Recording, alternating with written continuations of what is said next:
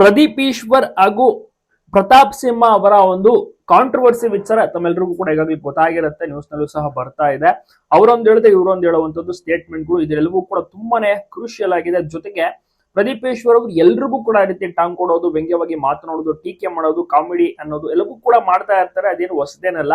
But ತುಂಬಾನೇ personal ಆಗಿಯೂ ಸಹ ಕೆಲವೊಂದು ಬಾರಿ ಮಾತನಾಡ್ತಾರೆ. ಈಗ ಉದಾಹರಣೆಗೆ ಪ್ರತಾಪ್ ಸಿಂಹ ಅವ್ರಿಗೂ ಕೂಡ ಅಷ್ಟೇ ಮುಳ್ಳಂದಿ ಅಂತ ಬೈದಿರ್ತಾರೆ, ಕಾಮಿಡಿ ಪೀಸ್ ಅಂತ ಬೈದಿರ್ತಾರೆ. ಜೊತೆಗೆ ಅವರ ತಂದೆಯ ಒಂದು ವಿಚಾರವನ್ನು ಕೂಡ ಮಾತಿಗೆ ತಗೊಂಡಿರ್ತಾರೆ. ಸೊ ಇದೆಲ್ಲವೂ ಕೂಡ ಪ್ರತಾಪ್ ಸಿಂಹ ಅವರಿಗೆ ಬಹಳನೇ ಅರ್ಟ್ ಆಗಿರುತ್ತೆ. ಮಾಜಿ ಸಂಸದರು ಪ್ರತಾಪ್ ಸಿಂಹ ಅವರು ದೂರನ್ನು ಸಹ ದಾಖಲಾಗಿಕೊಟ್ಟಿರ್ತಾರೆ. ಅದೇ ರೀತಿ ಏನು ಕರ್ನಾಟಕ ಜನಪ್ರತಿನಿಧಿಗಳ ನ್ಯಾಯಾಲಯವೂ ಸಹ ಏನು ವಾರೆಂಟ್ ಅನ್ನು ಸಹ ಜಾರಿ ಮಾಡುತ್ತೆ. ಬಂಧನಕ್ಕೆ ಯಾವ ಒಂದು ಕ್ಷಣದಲ್ಲಿ ಬೇಕಾದ್ರೂ ಸಹ ಆಗ್ಬೋದು.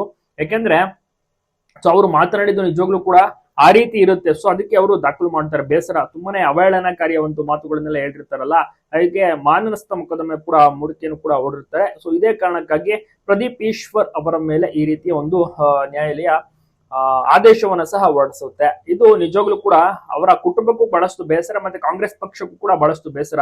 ಡಿ ಕೆ ಶಿವಕುಮಾರ್ ಅವ್ರಿಗೂ ಕೂಡ ಬೇಸರ ಇರುತ್ತೆ. ಜೊತೆಗೆ ಸಿದ್ದರಾಮಯ್ಯ ಅವರು ಏನು ಅಪ್ಪಟ ಶಿಷ್ಯ ಅಂತಾನೆ ಕರೀತಾರೆ ಪ್ರದೀಪ್ ಈಶ್ವರ್, ಅವ್ರಿಗೂ ಕೂಡ ಒಂದು ರೀತಿಯಲ್ಲಿ ಬೇಸರ ಇರುತ್ತೆ.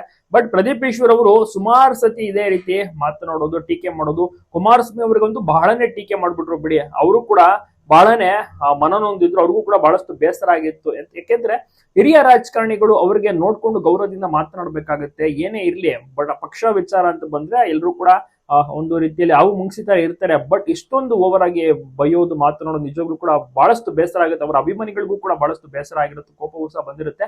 ಪ್ರತಾಪ್ ಸಿಂಹ ಅವರ ವಿಚಾರದಲ್ಲೂ ಸಹ ಅಷ್ಟೇ ಅದೇ ಆಗಿತ್ತು, ರೀತಿ ಆಗಿತ್ತು. ಸೊ ಹೀಗಾಗಿ ನ್ಯಾಯಾಲಯವು ಈ ರೀತಿಯ ಒಂದು ತೀರ್ಮಾನಕ್ಕೂ ಕೂಡ ಬಂದಿದೆ.